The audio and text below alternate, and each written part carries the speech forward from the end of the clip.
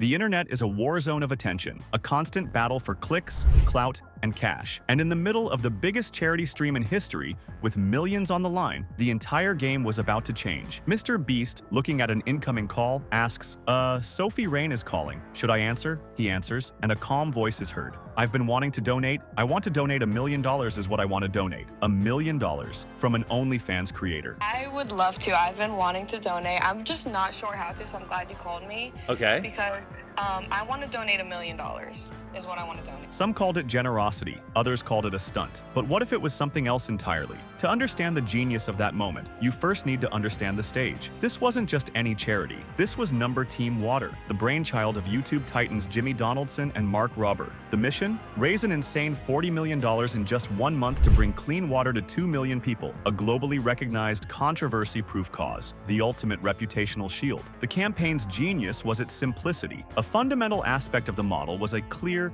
transparent metric. A single $1 donation was purported to provide one person with clean water for an entire year. Now we're back with Team Water. To give 2 million people clean water all around the world. On average, for every $1 you donate, one person will receive clean water. This made the impact immediately understandable to a global audience. Funds were directed to the international nonprofit WaterAid and partners like GivePower to construct sustainable infrastructure like solar-powered wells and new piping networks, making the charity's impact tangible and long-lasting. The sheer scale of Number Team Water cannot be overstated. This was a movement engineered for viral velocity. By mid-August 2025, the campaign had already blown past the $30 million mark, a figure that soared even higher after a single, record-breaking 18-hour kickstream with Aiden Ross and XQC pulled in an astonishing $12.02 million. You guys are very good at what you do. Well, I just want to tell you, I think what you're doing is awesome. Thank you for doing it, and I'd love to close out and get you 12 million, so count me in for 500,000. No shot. Wait, are you serious? Yes. No shot. 100%. The campaign was a masterclass in transforming philanthropy into high-engagement, shareable content, creating a feedback loop where visibility generated more donations, which in turn fueled more media coverage. But there was a darker side to their strategy, a kind of philanthropic pressure cooker. This public pressuring turned giving into a high-stakes performance, a social status game where refusing to play could damage your brand. Mr. Beast himself called out another streamer, saying, Asmongold, you should donate like $100,000. Charity thing called Team Water, where every dollar donated is a year of clean water for someone in need. And, we're trying to raise money to get people clean water all around the world. It was effective, but it felt a little weird to some. A machine where Mr. Beast gets all the recognition.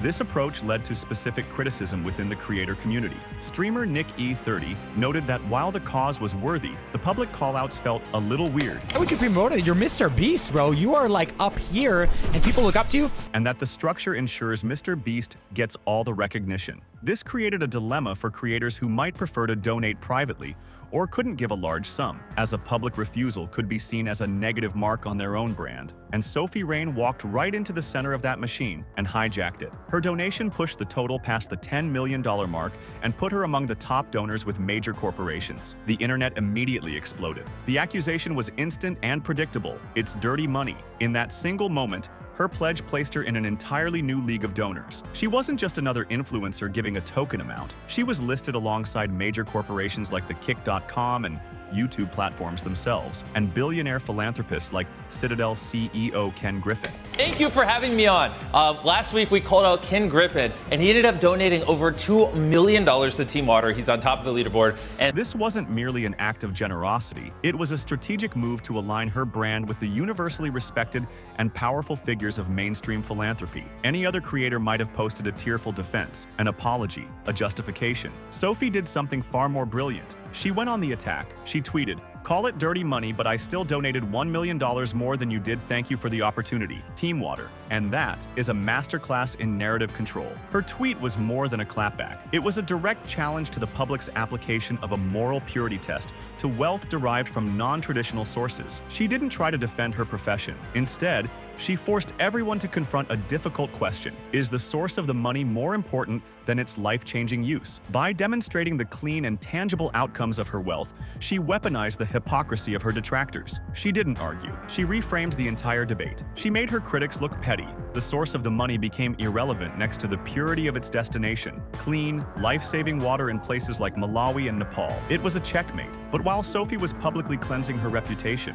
her old life was burning down behind her, and she was holding the match. The Bop House, a content collective pitched as a Gen Z response to the Playboy Mansion. It was built on a foundation of group clout and manufactured drama. But these houses have a fatal flaw. They only work when everyone is on the same level. The brand they built was fueled by a very specific type of high-engagement, low-brow content. Their strategy revolved around producing viral thirst traps on TikTok and staging luxury photo shoots in rented vehicles. The collective's success was almost entirely dependent on this orchestrated synergy and the constant undercurrent of drama among its members, which helped them rapidly amass millions of followers and generate substantial revenue. To be fair, the Bop House was designed to implode from the start. These content houses aren't unified companies. They're a loose federation of competing individual brands, all fighting for the same spotlight and dependent on group synergy. There is no clear hierarchy, only shifting alliances. This structural instability creates a ticking clock. When one member becomes a walking ATM with reported earnings over $70 million, a power imbalance occurs that the collective structure simply cannot sustain. The brand that built you becomes a cage. Tensions with the other founder, Camila Araujo, began to boil over, but this was merely a symptom of a much larger, inevitable business problem. The breakup played out not in person, but through the cold, passive-aggressive calculus of social media: unfollows, subtweets. She called it the result of serious drama. It was all designed to generate one thing: attention. The conflict manifested not in physical confrontation, but in classic digital age warfare, passive-aggressive social media maneuvers. This included the widely noted unfollowing of Camila by other Bop House members, a move designed for public consumption. Public jabs, like a tweet from Rain about Camila's promotional tactics, were engineered to generate a viral media event, ensuring her pivot was not a quiet transition but a headline-grabbing spectacle. The language in her official statement was perfect PR. This wasn't a messy fight. Oh no, this was a journey of personal growth, empowerment. She said it was time to be 100% me. I'll be rooting for them from a distance. She wasn't just leaving a house, she was ascending. The drama wasn't a problem, it was the marketing for her solo career. So you have two huge, seemingly separate events: a dramatic, messy public breakup and a saintly $1 million donation. Are you seeing it yet? They were never separate. It was a coordinated, two-pronged attack. The Bop House exit cleared the stage. It created a vacuum, a public question. What's Sophie Rain going to do now that she's free from all that drama? And the donation.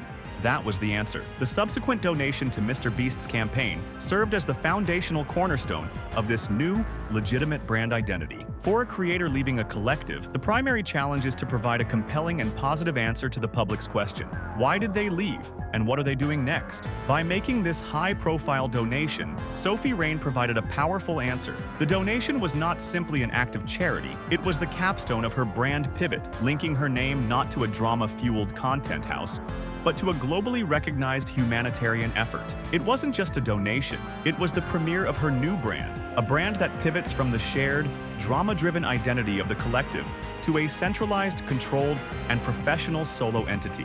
It's the difference between being a member of a chaotic garage band and becoming a signed solo artist with full creative control over your revenue and your reputation. This strategy directly confronts the central conflict of her career, the OnlyFans paradox. Her entire career exists on this knife's edge. This is the tightrope she walks. The platform is described by academics as a space where paradigms of empowerment and oppression coexist. The empowerment perspective argues that platforms like OnlyFans offer creators, particularly those from marginalized groups, unprecedented financial independence, career control, and agency over their own narratives. In stark contrast, the oppression perspective posits that the industry perpetuates patriarchal structures, exploitation, and objectification, leading to the severe mental health challenges reported by so many creators. On one hand, her multi-million-dollar earnings are a powerful example of the empowerment narrative. On the other, she must constantly battle the stigma that reflects society's broader discomfort,